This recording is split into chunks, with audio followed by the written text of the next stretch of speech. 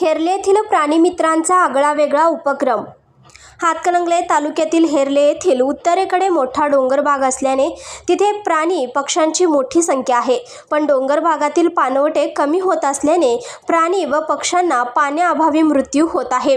असे आढळल्यामुळे हेरले गावातील काही तरुणांनी डोंगर भागातील झाडांना पाण्याची बोतल बांधून पक्ष्यांना पाणी पिण्यास सोय करून दिली आहे। या उपक्रमामुळे हेरले गावातील अमित रायबागे, विजय गडकरी, उदय पवार, अक्षय लाड, सोहम नाईक, सुनील दाबिलकर, अनंत तिबिले, पृथ्वी सलाटे, आरुष गडकरी यांचं योगदान लाभलंय।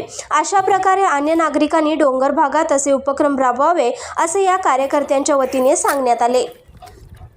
आमच्या चॅनलला लाईक करा, शेअर करा, सबस्क्राईब करायला विसरू नका।